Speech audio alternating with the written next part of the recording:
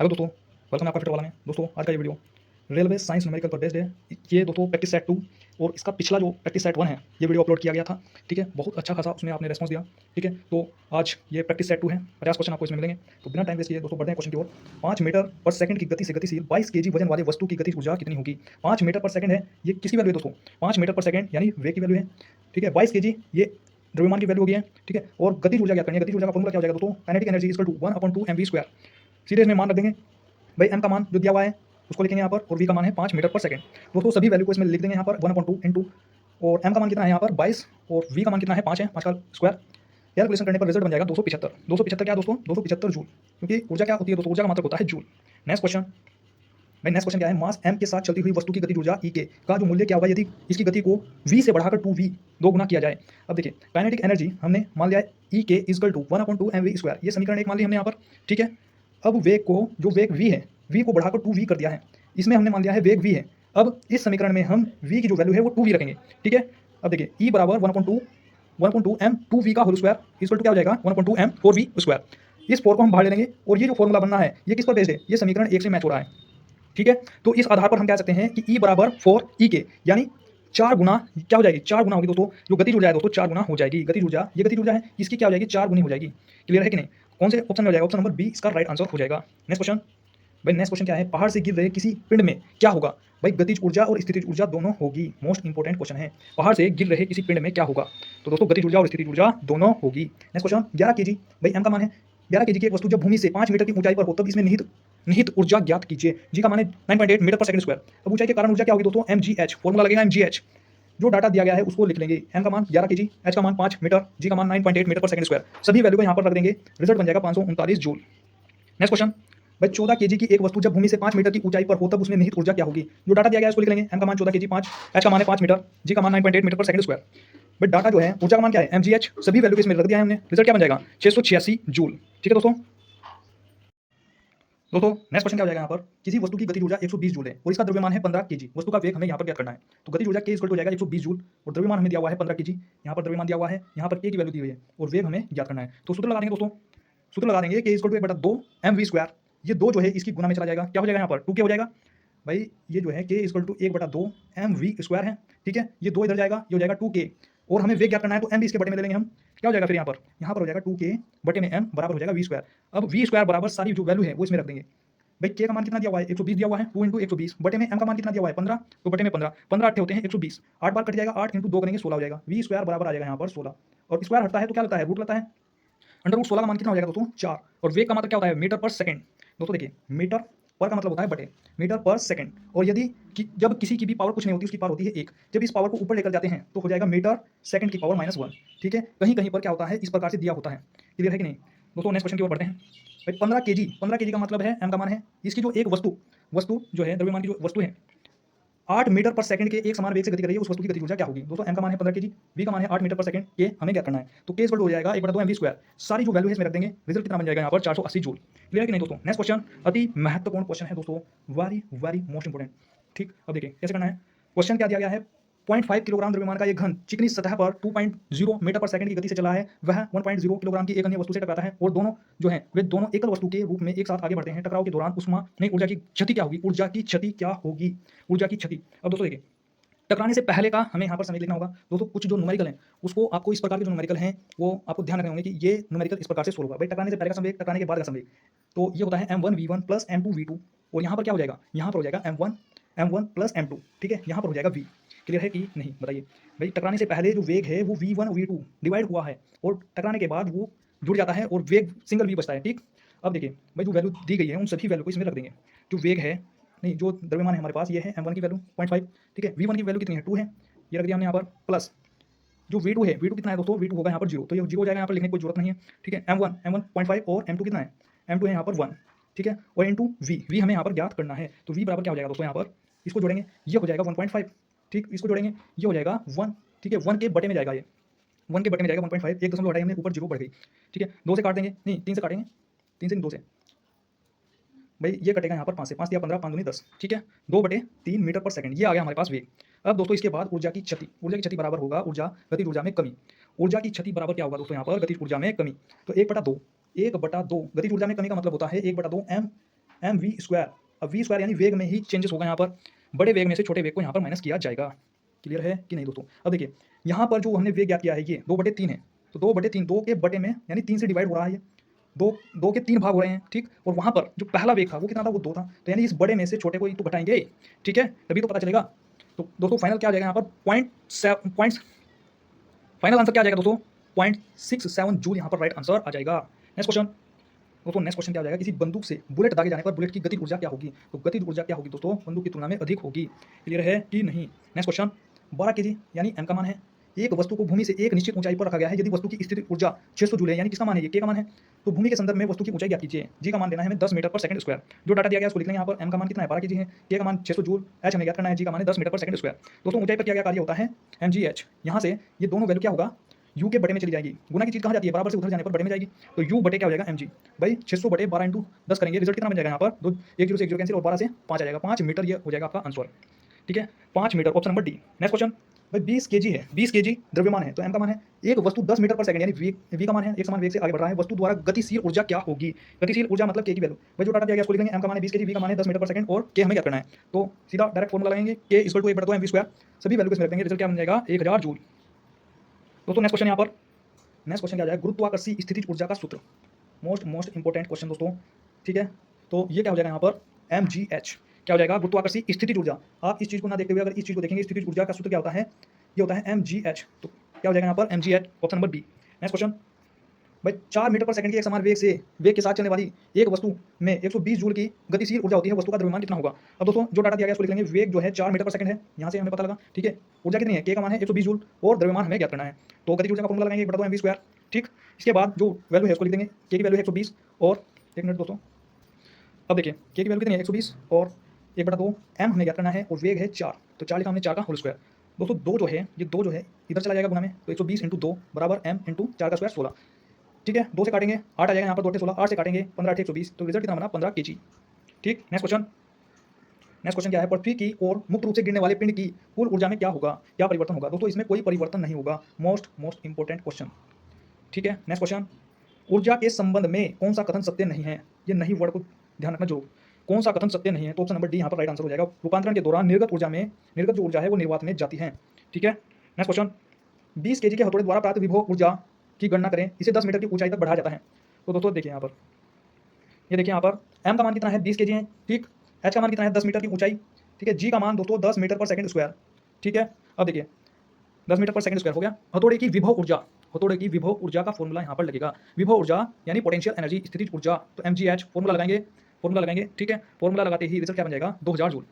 Next question भाई 5 metre पर second की गति से आगे बढ़ रही द्रव्यमान m की एक वस्तु की गति ऊर्जा कितनी है 25 जूल है, इसकी गति दोगुनी कर दी जाए, दोगुनी होने पर इसकी गति ऊर्जा क्या होगी? तो दोस्तों यहाँ पर देखिए डाटा क्या है, द्रव्यमान है, द्रव्यमान क्या होगा m kg, भाई m है द्रव्यमान, तो मात्रा क्या है केजी में है, तो m kg मान लिया हमने। वेग क्या है, वेग दिया हुआ है 5 मीटर पर सेकंड, गति ऊर्जा क्या है 25 जूल, तो 25 लिख दिया हमने यहाँ पर। अब फॉर्मूले में मान रख दीजिए, भाई गति ऊर्जा है 1/2 mv स्क्वायर, यहाँ पर 25 रखा हमने 1/2 m हमें क्या करना है, और वेग कितना है, वेग है 5 का होल स्क्वायर, ये 2 जो है इधर चला जाएगा गुना में जाते ही क्या होगा 50 हो जाएगा, m × 25, 5 का होल स्क्वायर 25, ठीक है, 25 से इसको काट देंगे डायरेक्ट, यहाँ पर बचेगा m की वैल्यू आ जाएगी 2 kg। अब सुनिए कहानी क्या रहा है कि गति को 2 गुना कर दिया जाए, अगर 2 गुना कर दिया जाए तो क्या होगा, गति ऊर्जा क्या होगी। अब पहले जो वेग था दोस्तों, वेग कितना था, पहले वेग 5 था, पहले क्या था वेग 5 था, अब वेग को 2 गुना कह रहा है, तो 2 गुना कर दो, वेग को अगर 2 गुना करेंगे तो क्या हो जाएगा 10 मीटर पर सेकंड हो जाएगा। गति ऊर्जा का फॉर्मूला लगा 1/2, m कितना निकला हमारे पास 2 निकला है, 2 को यहाँ पर रखा हमने इनटू वेग कितना है, वेग है 10, तो 10 को यहाँ पर रखा, 2 से 2 कैंसिल हो जाएगा, 10 का स्क्वायर कितना हुआ 100 हो जाएगा, 100 जूल, ठीक है। नेक्स्ट क्वेश्चन भाई धरती से टकराने से तुरंत पहले, मोस्ट इंपोर्टेंट क्वेश्चन दोस्तों, मोस्ट इंपोर्टेंट, तुरंत पहले 2 kg यानी m का मान हो गया द्रव्यमान की एक वस्तु की गतिज ऊर्जा कितनी है 400 जूल है, इसे किस ऊंचाई से गिराया गया था, अब दोस्तों देखिए दोस्तों m बराबर कितना है 2 kg है, ठीक है, g का मान 10 मीटर पर सेकंड स्क्वायर, ऊर्जा है हमारे पास 400 जूल, ठीक है। ऊर्जा का फॉर्मूला लगाएंगे mgh, फॉर्मूले में मान रखेंगे, आंसर कितना जाएगा निकल करके 20 मीटर। नेक्स्ट क्वेश्चन, एक व्यक्ति जो है 2 सेकंड में 1000 जूल का काम करता है, उसके द्वारा खर्च की गई ऊर्जा हमें बतानी है। अब दोस्तों देखिए सारे ऑप्शन क्या हैं, सारे ऑप्शन वाट में है, ठीक है, वाट में है, इसका मतलब क्या है दोस्तों, हमें शक्ति ज्ञात करनी है, ठीक है। ऑप्शन से आपको पता चलेगा कि ज्ञात करना क्या है, तो शक्ति बराबर होता है power equal to work upon time. Work कितना दिया हुआ है 1000 जूल, जूल का मतलब होता है कार्य, कितना है 1000 जूल बटे में शक्ति नहीं सेकंड, टाइम कितना है 2 सेकंड, 2 से काट देंगे यहाँ पर कितना बच जाएगा 500 वाट। नेक्स्ट क्वेश्चन, किसी निश्चित ऊंचाई पर गतिमान किसी वस्तु के वेग को 4 गुना कर दिया जाए, कितना कह रहा है 4 गुना कर दिया जाए, तो वस्तु की स्थितिज ऊर्जा में क्या परिवर्तन होगा? दोस्तों option number A right answer हो जाएगा, स्थितिज ऊर्जा नियत रहेगी, ठीक है, मोस्ट इंपोर्टेंट क्वेश्चन है। नेक्स्ट क्वेश्चन, भाई किसी वस्तु पर बल लगाने वाले सामर्थ्य को क्या कहते हैं? किसी वस्तु पर बल लगाने वाले को सामर्थ्य को क्या कहते हैं दोस्तों? ऊर्जा कहते हैं। नेक्स्ट क्वेश्चन, निम्नलिखित में से कौन ऊंचाई के संबंध में बढ़ता है या घटता है? तो option number C right answer हो जाएगा स्थितिज ऊर्जा।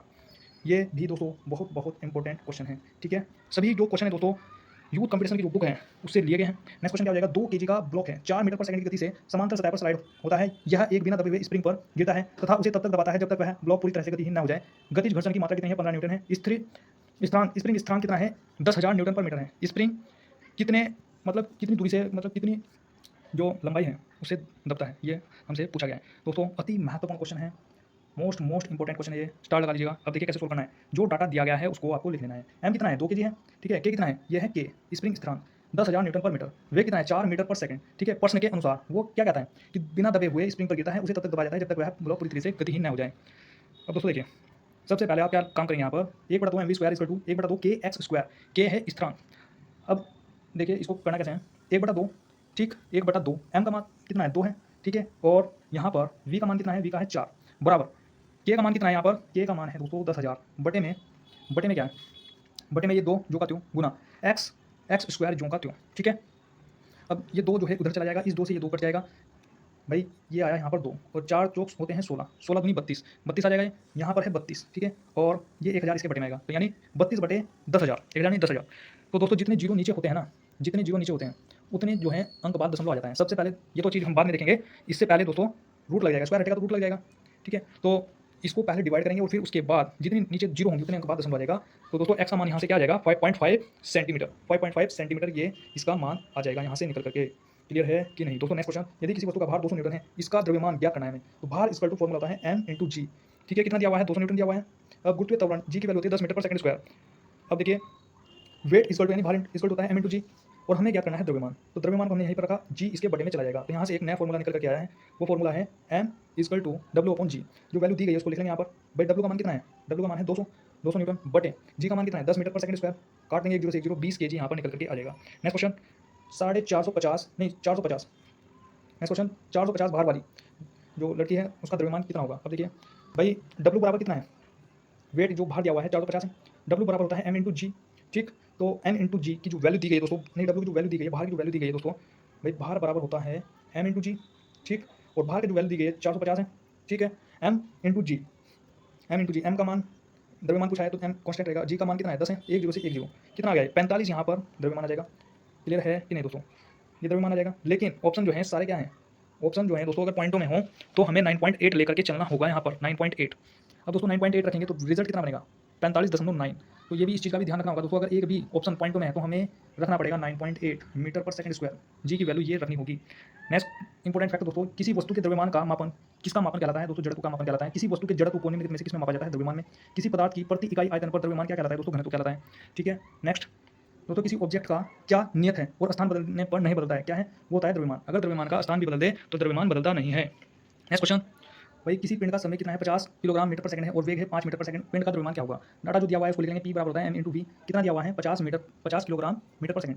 और जो द्रव्यमान है वो हमें क्या करना है? वेग जो दिया हुआ है 5 मीटर पर सेकंड है। अब p बराबर m इंटू वी का फॉर्मूला लगाओ। p की जो वैल्यू दी गई है वो है 50 बराबर m हमें क्या करना है, और जो वेग है 5, इस 5 से इस 50 को डायरेक्ट काट देंगे, m का मान आ जाएगा निकल करके 10। अब दोस्तों बल को F से डिनोट करते हैं, त्वरण को A से डिनोट करते हैं और द्रव्यमान होता है m, ठीक है। अगर द्रव्यमान अगर हमें ज्ञात करना हो तो F बराबर ma फॉर्मूला होता है, ठीक है। m को हमने यहाँ पर कांस्टेंट रखा, ये A जो है त्वरण जो है इसके बटे में चला जाएगा, यहाँ पर फॉर्मूला बनाया F अपॉन m। अब दोस्तों देखिए कौन सा उदाहरण न्यूटन की गति के पहले नियम को दर्शाता है? जब एक बस अचानक शुरू होती है और तब यात्रियों को पीछे की ओर झटका लगता है। दोस्तों ये नियम बहुत इंपॉर्टेंट है, इसमें इशारा ही काफ़ी है, इशारा देगा, उस इशारे को समझना ही महत्वपूर्ण है। दोस्तों इसने कहा कि पीछे की ओर झटका लगता है। अगर पीछे की ओर झटका लगेगा, अचानक ब्रेक मारे उसने, अगर ब्रेक मारेंगे भाई, अगर देखिए समझिए बस जो है अचानक चली, अगर अचानक चलेगी तो आदमी कहाँ जाएगा? पीछे की ओर जाएगा, पीछे की ओर झटका लगेगा। अगर ब्रेक मार देंगे तो आगे की ओर झटका लगेगा। इन बातों को जो है समझना पड़ेगा दोस्तों।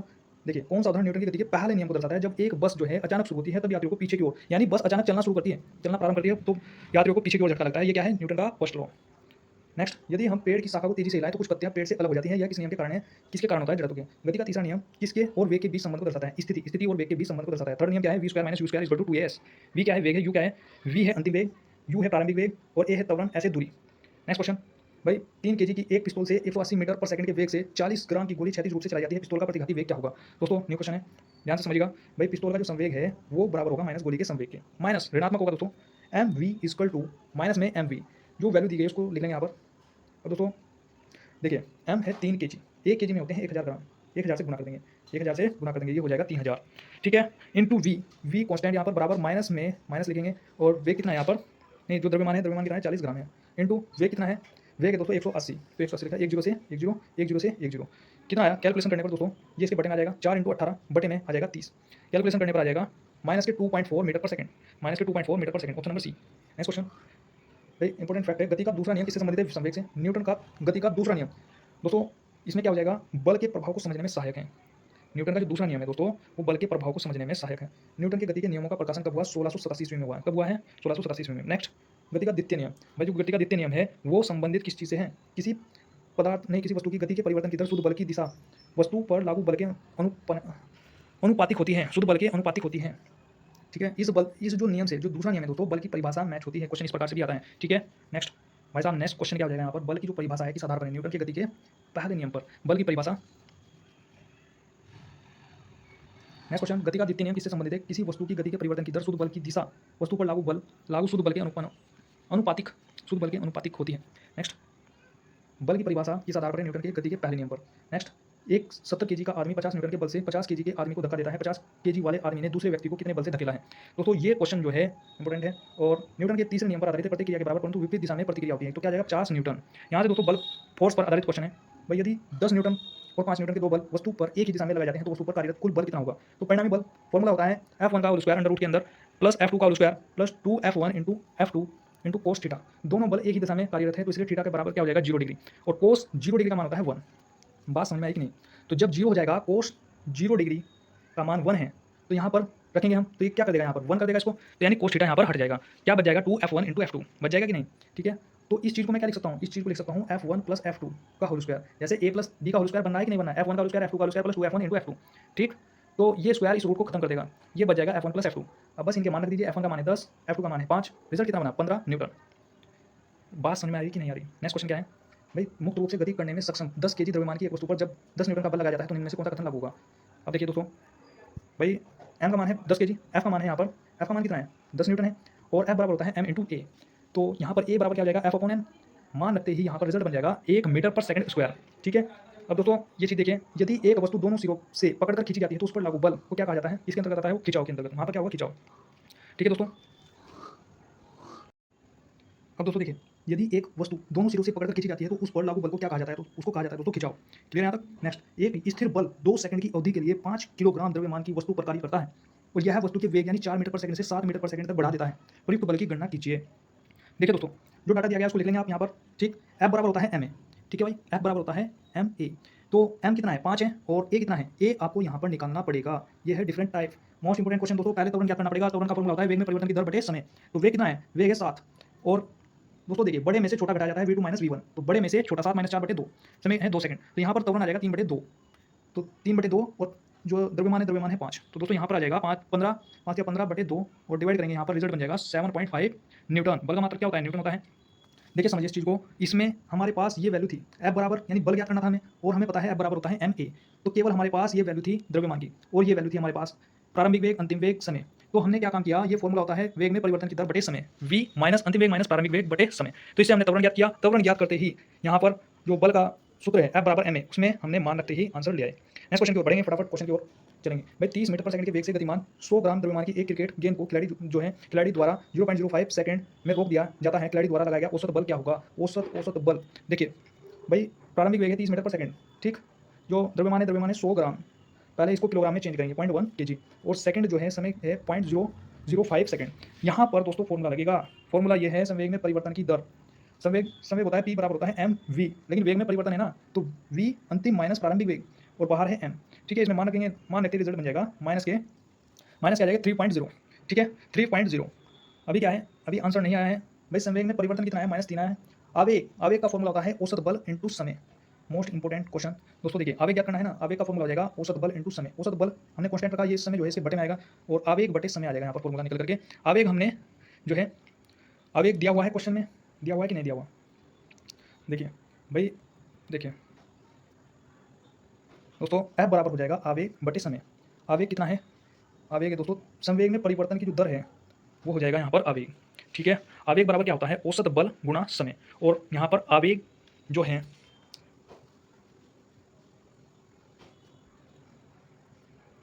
दोस्तों आवेग जो है संवेग में परिवर्तन की दर है। आवेग को क्या कह रहे हैं हम, संवेग में परिवर्तन की दर। तो कितनी है, माइनस के 3 है, बटे में कितना आएगा, समय कितना आएगा 0.05। भाई दशमलव हटाई हमने, 2 जीरो बढ़ा दी, रिजल्ट बन जाएगा माइनस के 60 न्यूटन। देखिए एक बार फिर से दोबारा समझिए, आवेग इक्वल टू होता है औसत बल इनटू समय। भाई औसत बल हमें निकालना था, औसत बल को हमने कांस्टेंट रखा, ये चला जाएगा इसके बटे में। आवेग को क्या कह रहे हैं हम, संवेग में परिवर्तन की दर कह रहे हैं। तो संवेग में परिवर्तन की दर कितनी है, माइनस के 3 है, ठीक है, रिजल्ट बन जाएगा वहाँ पर। भाई नेक्स्ट क्वेश्चन, 2 केजी की वस्तु है तो m का मान हो जाएगा, वस्तु कितनी है 2 केजी की जो वस्तु है 4 मीटर पर सेकंड के 4 मीटर पर सेकंड स्क्वायर क्या है, ये त्वरण की गति से त्वरण से गति कर रहा है, इस पर लगने वाला कुल बल हमें ज्ञात करना पड़ेगा। तो डाटा को लिख लेंगे आप, m हो जाएगा 2 केजी और त्वरण हो जाएगा 4 मीटर पर सेकंड स्क्वायर, f बराबर m में लगाएंगे, रिजल्ट बन जाएगा यहाँ पर 8 न्यूटन। नेक्स्ट क्वेश्चन, भाई 100 केजी द्रव्यमान के एक पिंड की गति से, पिंड की गति जो है 5 सेकंड में 5 मीटर पर सेकंड से 15 मीटर पर सेकंड हो जाती है, उस पर एक समान त्वरण आरोपित है, पिंड पर आरोपित बल की गणना करनी है हमें। भाई डाटा को आप लिख लेंगे यहाँ पर, f बराबर m में लगाएंगे, ठीक है। और त्वरण क्या करेंगे, त्वरण क्या करना मैंने आपको अभी बताया था, v माइनस यू बटे टी, ठीक है। तो डायरेक्ट आप लगा सकते हैं यहीं के यहीं इसी फॉर्मूले में, v माइनस यू बटे टी, और द्रव्यमान बाहर है, द्रव्यमान कितना है 100 केजी है, तो यहाँ पर रिजल्ट बन जाएगा दोस्तों 200 न्यूटन। नेक्स्ट क्वेश्चन, 20 केजी द्रव्यमान की वस्तु का 4 मीटर पर सेकंड स्क्वायर के त्वरण के साथ स्थानांतरण होता है, उस पर लगने वाला बल की गणना करनी है हमें। जो डाटा क्वेश्चन में दिया गया उसको लिख लेंगे, f बराबर होता है ma, m कितना है 20 केजी है और त्वरण कितना है 4 है, तो 20 चौके 80 न्यूटन ये आंसर हो जाएगा। नेक्स्ट क्वेश्चन, जब 100 न्यूटन का बल 50 केजी द्रव्यमान की एक वस्तु पर लगाया जाता है तो उत्पन्न होने वाले त्वरण की गणना करनी है। डाटा जो दिया गया उसको लिख लेंगे, f बराबर होता है ma और हमें त्वरण ज्ञात करना है, तो त्वरण को हमने यहीं पर रखा, जो द्रव्यमान इसके बटे में चला जाएगा, आंसर कितना आ जाएगा दोस्तों 2 मीटर पर सेकंड स्क्वायर।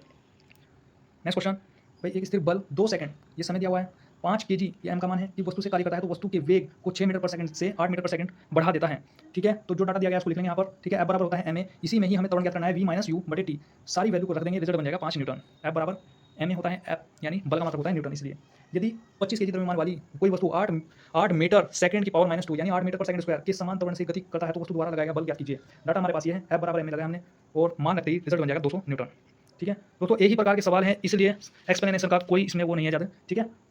डायरेक्ट मैं आपको बता देता हूँ किस प्रकार से ये सोल्व हो रहा है, क्योंकि सभी में क्या है f बराबर m ही लग रहा है, ठीक। किसी वस्तु के संवेग में भाई 0.02 सेकंड में 10 केजी 10 किलोग्राम मीटर पर सेकंड परिवर्तन होता है, तो वस्तु पर कार्य कर रहा बल क्या होगा। अब देखिए, बल f बराबर होता है संवेग में परिवर्तन की दर बटे समय। ये दोस्तों एक न्यू फॉर्मूला है, इंपॉर्टेंट सवाल है। संवेग में परिवर्तन कितना हो रहा है, ये है दोस्तों संवेग में परिवर्तन की दर 10 किलोग्राम, यह 10 रखा हमने यहाँ पर, बटे में समय आया 0.02, दशमलव हटाई मैंने और 2 जीरो ऊपर बढ़ा दी, 2 जीरो बढ़ाते ही 2 से कैंसिल करेंगे, कितना आ जाएगा 500 न्यूटन। नेक्स्ट क्वेश्चन, भाई किसी पदार्थ पर कार्य करने के बावजूद भी उसके आकार में परिवर्तन न होने का गुण क्या कहलाता है, ये कहलाता है बाह्य बल और दृढ़ता। क्या कहलाता है, बाह्य बल और दृढ़ता। नेक्स्ट क्वेश्चन सेम पैटर्न पर है, 8 केजी द्रव्यमान की किसी वस्तु पर कोई सतत बल 2 सेकंड कार्य करता है, यदि वस्तु के वेग को 4 मीटर पर सेकंड से 9 मीटर पर सेकंड बढ़ा देता है तो लगाएंगे बल का परिमाण क्या होगा। डाटा ये है हमारे पास, f बराबर m में लगाया हमने और a निकाल दिया हमने यहाँ से v माइनस यू बटे टी, एक ही जगह हमने ये रखा, m हमारा बाहर है और वैल्यू रखेंगे, रिजल्ट बन जाएगा 20 न्यूटन। नेक्स्ट क्वेश्चन, दोस्तों इंपॉर्टेंट फैक्ट यहाँ पर, प्रकृति में अकेले कभी नहीं होता, क्या नहीं होता दोस्तों, बल जो है किसी ना किसी के साथ लगा होगा, ठीक। जब दो समान वस्तु किसी निकाय पर और विपरीत दिशा में कार्य कर रहे हैं तो निकाय पर कार्य करने वाला जो बल है वह क्या बन जाता है, वो हो जाता है शून्य। इंपॉर्टेंट फैक्ट है। नेक्स्ट, दो पिंडों के बीच जो बल होगा वो सदैव क्या होगा, समान और विपरीत दिशा में प्रयुक्त होगा, समान और विपरीत दिशा में प्रयुक्त होगा। नेक्स्ट, एक कार जो है 72 किलोमीटर प्रति घंटा की चाल से चल रही है, ब्रेक लगाने के बाद इसे रोकने में 4 सेकंड लगते हैं, यदि कार का द्रव्यमान 1000 केजी है तो ब्रेक द्वारा लगाए गए बल का परिमाण क्या होगा। मोस्ट इंपोर्टेंट क्वेश्चन दोस्तों। अब देखिए सोल्व कैसे करना है। भाई प्रारंभिक वेग कितना है, 72 किलोमीटर प्रति घंटा है, ठीक। सबसे पहले इसको हम क्या काम करेंगे, क्योंकि अगर आप देखें यहाँ पर सेकंड का जिक्र है, समय क्या है सेकंड में, इसका मतलब हमें मीटर प्रति सेकंड में इसको चेंज करना पड़ेगा। भाई मीटर प्रति सेकंड है, देखिए मैं आपको तरीका बताता हूँ कि चाल को जब भी हम मीटर प्रति सेकंड में चेंज करेंगे, ये क्या है, ये किलोमीटर है। किलोमीटर क्या होता है, किलोमीटर होता है बड़ी राशि, ठीक, बड़ी राशि होती है। आपने ये देखा होगा 5/18 और 18/5, ये आपने सुना है केस।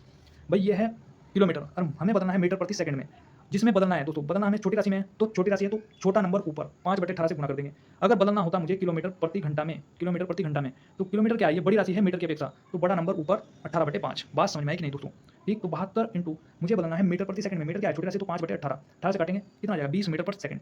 ये आ गई चाल हमारी मीटर प्रति सेकंड। प्रारंभिक वेग आ गया ये, ठीक है। अंतिम वेग क्या हो जाएगा, 0 हो जाएगा, तो यहाँ से त्वरण निकालेंगे v माइनस यू बटे टी।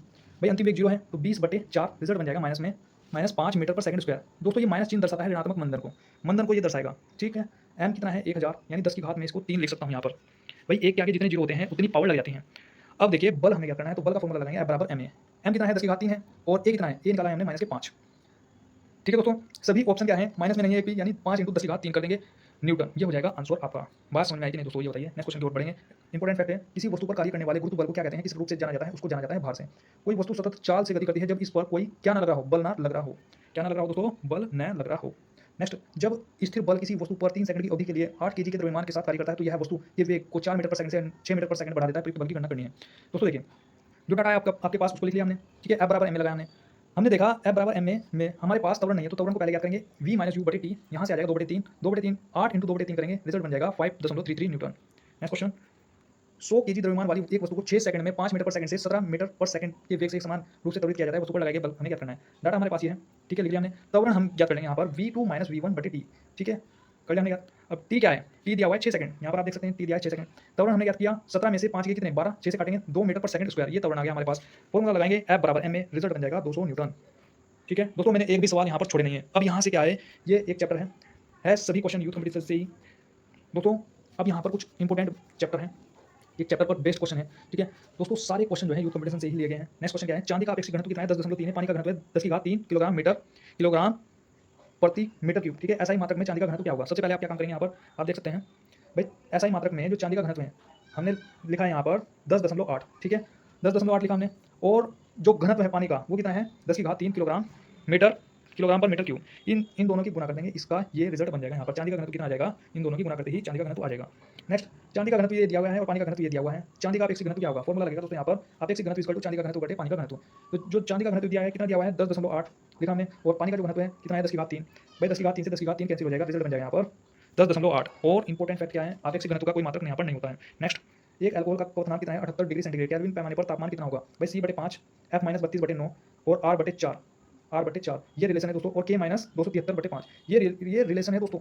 इससे आप किसी भी वैल्यू को आप निकाल सकते हैं, ठीक है। अब देखिए 78 डिग्री सेंटीग्रेड है, सेंटीग्रेड में हमारे पास वैल्यू है, तो C/5, C की जगह लिख देंगे 78/5, ठीक है। हमें निकालना है केल्विन, तो जो केल्विन के साथ संबंध होगा, सेल्सियस का केल्विन के साथ संबंध कहाँ पर दर्शाया गया है, यहाँ पर। तो इन दोनों को बराबर रख देंगे, K माइनस 273/5, इस 5 से ये 5 कैंसिल हो जाएगा, क्या हो जाएगा 273 इसमें ऐड हो जाएगा, रिजल्ट बन जाएगा 351, ठीक है। और दोस्तों ये दोस्तों बहुत इंपॉर्टेंट सारणी है दोस्तों। देखिए अगर सेल्सियस है मिनिमम मान कितना होगा 0 होगा, मैक्सिमम मान सेंटीग्रेड पर होगा 100, फ़ारेनहाइट में मिनिमम मान कितना होगा 32 होगा, और फ़ारेनहाइट में मैक्सिमम मान कितना होगा 212, केल्विन में मिनिमम मान कितना होगा 273, और केल्विन में ही अधिकतम मान कितना होगा 373।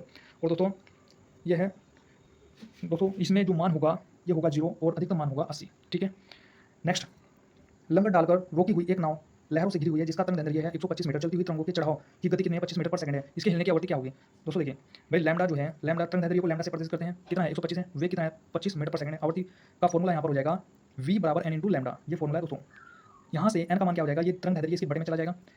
तरंग दैर्ध्य कहाँ जाएगा दोस्तों, ये इसके बटे में जाएगा, तो क्या हो जाएगा यहाँ पर v बटे लैम्डा, ठीक है। तो अब देखिए 25/125 करेंगे यहाँ पर, और आवृत्ति का मात्रक क्या होता है, हर्ट्ज होता है, 0.2 हर्ट्ज यहाँ पर रिजल्ट बन जाएगा। नेक्स्ट क्वेश्चन, भाई यदि किसी ध्वनि की जो आवृत्ति है 50 हर्ट्ज है, तो इसका आवर्तकाल क्या होगा। आवर्ती इक्वल टू होता है, कितने दी हुई है 50 हर्ट्ज है, ठीक है। आवर्तकाल हमें क्या करना है, आवर्तकाल फॉर्मूला होता है 1/1 आवर्ती। आवर्ती कितनी है 50 है, 50 से भाग करेंगे एक को, रिजल्ट बन जाएगा यहाँ पर 0.02, ठीक है।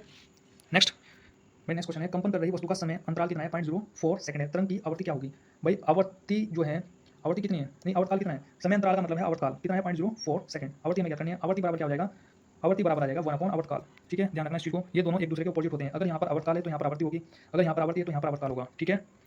तो दोस्तों मान रखते हैं यहाँ पर रिजल्ट बन जाएगा 25 हर्ट्ज। नेक्स्ट है भाई, लंगर डालकर रोकी गई नाव लहरों से हिल रही है, जिनकी तरंगों का ऊपरी सिरों जो है, ऊपरी जो सिरा है 100 मीटर अलग है। तरंग के ऊपरी सिरों का जो वेग है 25 मीटर पर सेकंड है। नाव के हिलने की आवृत्ति क्या होगी, सेम पैटर्न पे है भाई। नाव के हिलने की जो आवृत्ति है, मोस्ट इंपोर्टेंट क्वेश्चन होगा दोस्तों, तरंग के सिरों का वेग बटे तरंग का ऊपरी सिरा, तो 25/100 करेंगे। ध्यान रखना इस फॉर्मूले को, ये आ जाएगा यहाँ पर 0.25 हर्ट्ज। नेक्स्ट क्वेश्चन, एक माध्यम में एक ध्वनि तरंग दैर्ध्य कितनी है, जिसकी आवृत्ति 840 हर्ट्ज है और गति 380 मीटर पर सेकंड है।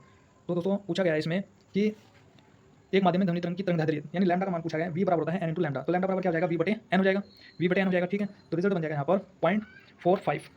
नेक्स्ट, ध्वनि तरंग जो है 339 मीटर पर सेकंड की गति से यात्रा करती है। यदि इसकी तरंग दैर्ध्य 1.5 सेंटीमीटर है, तो तरंग की आवृत्ति क्या होगी दोस्तों, सेम पैटर्न पर है बिल्कुल। v का मान है और n का मान है, हमें पूछा है आवृत्ति, तो v बराबर होता है n इंटू लैम्डा। हमें आवृत्ति पूछा है तो n को हमने यहीं पर रखा, लैम्डा इसके बटे में चला जाएगा, यानी v बटे लैम्डा। तो v की और लैम्डा की जो मान है उसको रख देंगे, रिजल्ट बन जाएगा 22,600 हर्ट्ज। और लास्ट क्वेश्चन आज की इस वीडियो का, ध्वनि तरंगों की गति कितनी है, ध्वनि तरंग 7 किलोमीटर की यात्रा करने में कितना समय लगेगी। v का जो मान है दोस्तों 700 मीटर पर सेकंड है। लैम्डा यानी तरंग दैर्ध्य 7 किलोमीटर है, 1 किलोमीटर में होते हैं 1000 मीटर। दोस्तों फिजिक्स में जो है लंबाई को मीटर में लिया जाएगा, ठीक है। तो यहाँ पर क्या हो जाएगा, हमें पूछा है कितना समय लगेगी, समय बराबर होता है दूरी बटे चाल। लैम्डा का मतलब होता है दूरी, तो दूरी कितनी है दोस्तों, दूरी है 7000 बटे चाल या वेग, चाल को ही क्या कहा जाता है, वेग कहा जाता है 700। तो 2 0 से 2 0 कैंसिल और 7 से 70 कैंसिल, यानी 10 आ जाएगा, 10 सेकंड। क्लियर दोस्तों, बताइए आपको आज का वीडियो कैसा लगा। तो दोस्तों कमेंट बॉक्स में जरूर बताइएगा। मिलते हैं दोस्तों नेक्स्ट वीडियो में, तब तक के लिए धन्यवाद।